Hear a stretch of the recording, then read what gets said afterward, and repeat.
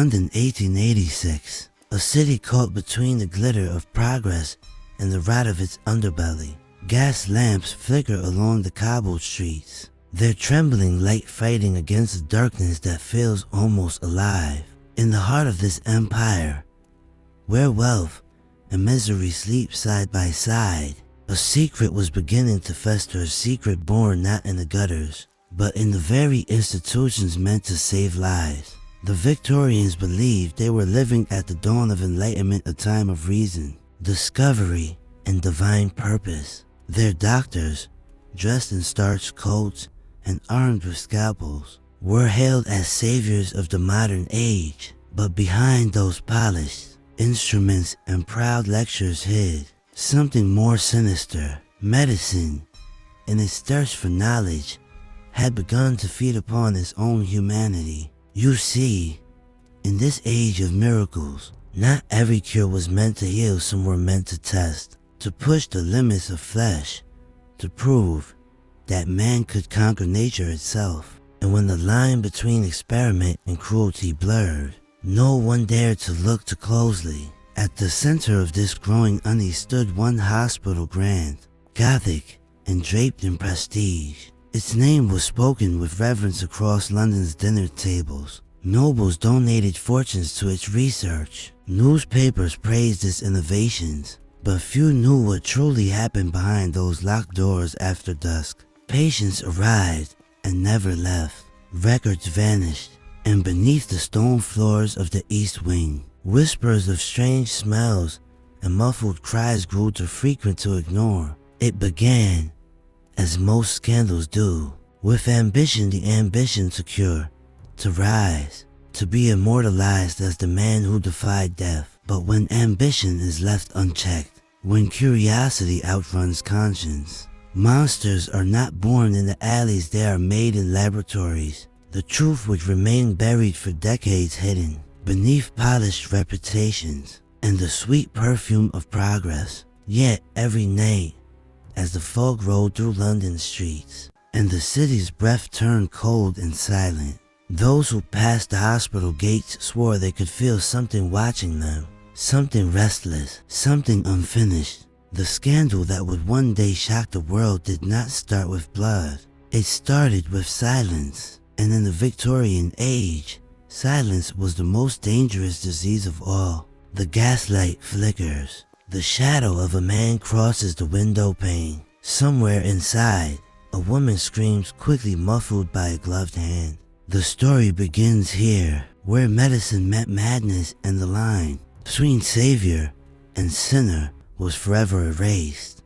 Daylight brings London's pride to life. Carriages rattle down Whitehall, and the scent of coal clings to the air like a second skin. Inside the grand halls of medicine, men in ivory waistcoats and polished shoes trade compliments like currency. They call themselves the gentlemen of science, scholars, visionaries, heroes of an enlightened empire. But under those crisp coats beat hearts every bit as greedy and mortal as the rest of us. To the Victorians, medicine was conquest. Every disease a fortress to be stormed, every body a battlefield. These men believed pain was proof of progress, that the shriek of a patient was the hymn of discovery. They dissected, recorded, cataloged, and published. Their names filled the journals of London, Edinburgh, and Vienna. Their words were gospel, their scalpel stroked scripture. But glory has a hunger, and when the supply of subjects grew thin, new hands took to darker work. In alleyways behind St. Bartholomew's and Guy's, the resurrection men whispered their trade.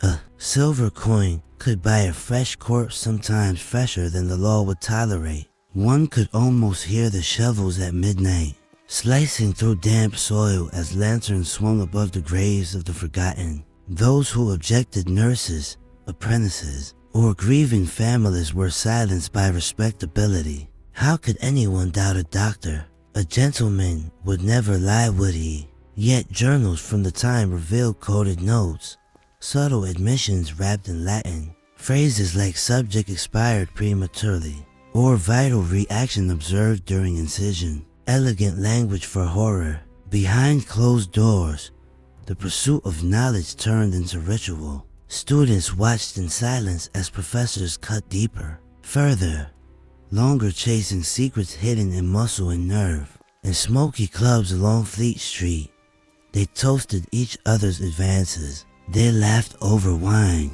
while their experiments still cooled on the tables they'd left behind. And when dawn crept through the curtains, they returned to their familyless husbands, fathers, pillars of virtue, their hands still trembling from what they'd done. London adored them. Statues rose, lectures were funded, medals pinned. No one saw the rot blooming beneath the marble, for in those brilliant minds, compassion had begun to calcify, and the word science had become an absolution, a way to wash away blood with reason. But reason, unchained from mercy, is a cruel God, and soon, that God would demand the sacrifice no one could ignore. London's skyline fades into smoke. Behind the veil of progress and prosperity stands a monument to ambition, the Westminster Infirmary for the poor. To the outside world, it is a miracle of modern medicine. Clean, white columns, wide courtyards, and iron gates engraved with the words for the healing of all. But at night, those same gates might as well read abandoned hope. Inside, the air tastes of carbolic acid and secrecy. Rows of beds lined the long ward, patients lying still, their faces half lit by lantern light. To most, this hospital is salvation. To a chosen few, it is something else entirely, a place where science no longer asks should we, but rather how far can we go. Behind the west wing, down a narrow hall that smells faintly of iron and decay, lies a door marked private ward. Few enter, fewer leave. Here, the poor are admitted for observation. Their names vanish from ledgers, replaced by numbers and Latin scribbles. The doctors call it research. The nurses call it the room of whispers. The patients arrive weak but hopeful, street beggars. Factory women and orphan boys promise food and care. But after the first night, hope fades into confusion. They are moved without explanation, injected with untested tonics, and subjected to procedures even medical students whisper about only in secret. The staff know better than to ask questions. A nurse who once protested was transferred to the countryside. No one ever saw her again. One porter swore that on certain nights, when the gas lamps dimmed and the corridors grew quiet, a faint humming could be heard from beneath the floors, the sound of machines. But the hospital had no machines. The chief physician, Sir Alistair Crowden, claimed it was nothing more than the wind in the pipes. Yet, his eyes pale, glassy, and distant told another story. He was a man possessed by knowledge, and knowledge had consumed what little soul he had left. In one journal entry, found years later, he wrote, "Progress requires pain. The subject must not be pitied, for pity impedes discovery. The human body is the greatest experiment God ever made. We merely continue his work." To Crowden, the hospital was not a place of healing, it was a crucible, burning away weakness to reveal truth. But truth, as he would soon learn, is rarely kind to those who seek it without conscience. The city slept while its greatest healer played God, and as the fog rolled in through the iron gates, the moans from the west wing rose softly into the night, a requiem for the forgotten. The private ward was more than a room, it was a theater of the unspeakable. At its center stood a long oak table, its surface scarred and darkened by age or something darker still. The walls were lined with glass jars, each containing what Crowden called specimens. They floated silently in amber fluid, their faces, or what remained of them, half formed between human and horror. No official records described what took place here, but fragments of testimony from terrified nurses paint a picture no sane mind could invent. Patients were brought in under the cover of darkness, their consent assumed, their silence ensured. Ether masks dulled their screams, but not the sound of saws, scalpels, and whispered prayers to science. Crowden's obsession was with the brain. He believed consciousness could be restarted after death if the nerves were properly stimulated. To test his theory, he pushed the limits of both medicine and morality. In one experiment, he transfused blood between the dying man and the corpse, convinced that the spark of life could be borrowed, if only briefly. In another, he connected electrical wires to a patient's skull, seeking to illuminate thought. When the man's eyes opened mid-procedure, a nurse fainted. Crowden simply muttered, "Observe." He still sees. He called these subjects the willing, though none had ever volunteered, to the outside world. He published papers filled with complex Latin and deceitful statistics. His peers hailed him as a pioneer, but deep in the infirmary's lower halls, reality ratted. The experiments grew bolder. Crowden began dissecting minds, quite literally searching for the seat of memory. Each failure brought a new subject, each success a deeper madness. The city's newspapers celebrated the golden age of medical innovation. They never knew that progress was being written in human pain. Then one night, a scream pierced the wards not of a patient, but of a nurse. What she saw drove her to silence for life. The subject on the table had no face left to scream, but yet his chest still moved. Shallowly, rhythmically, as if life itself refused to leave. Crowden's hands trembled. He whispered, "We are so close." It might have remained hidden forever if not for a mistake. In December 1872, a local undertaker filed a report. The hospital's morgue had requested to. Many coffins, yet too few bodies were ever released for burial. Curiosity became suspicion. Suspicion became scandal. A young journalist named Edwin Lyle, fresh from Fleet Street, began asking questions. He posed as a medical student, slipping through the infirmary's halls by day, listening by night. He heard whispers of the West Wing, the Cold Ward, as some called it, where the gas never seemed to burn bright. Then one stormy night, Lyle saw it himself. A cart was being wheeled toward the basement, not toward the morgue, but beneath it. On it lay something covered in white cloth, too small to be a man, too long to be a child.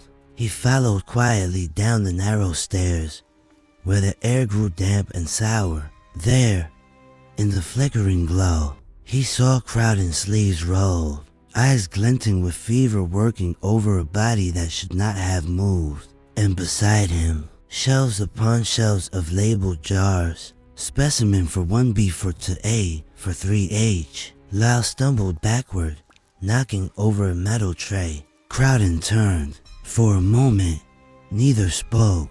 Then the doctor smiled the calm smile of a man who believes he is untouchable. "You shouldn't be here," he said softly. "But since you are, you'll understand." He gestured to the body. "This is not death. This is potential." Lyle fled.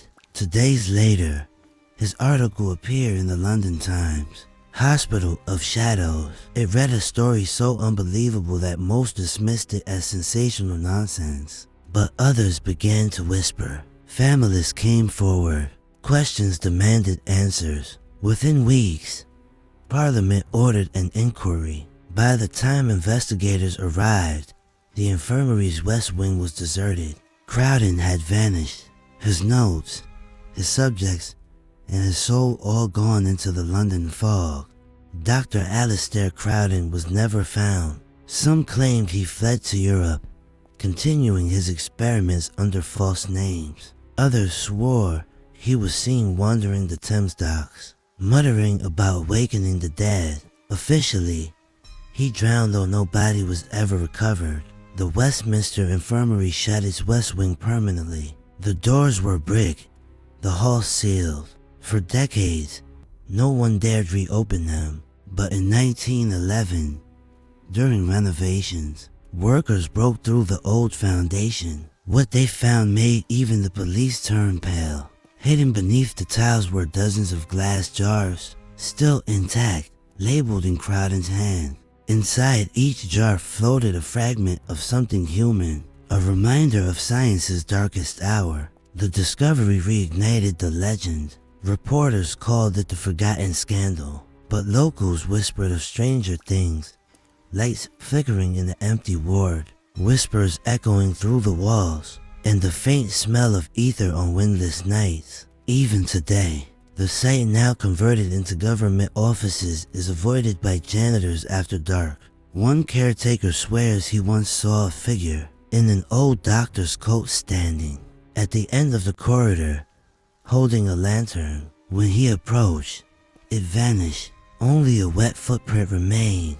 Whether Crowden truly died or not, his legacy endured a warning carved into the history of medicine. For progress without ethics is not progress at all. It is corruption dressed as discovery. And as the fog of London drifts past the Thames each night, some say you can still hear it, the faint hum of unseen machinery and the echo of a voice whispering, "Observe, he still sees."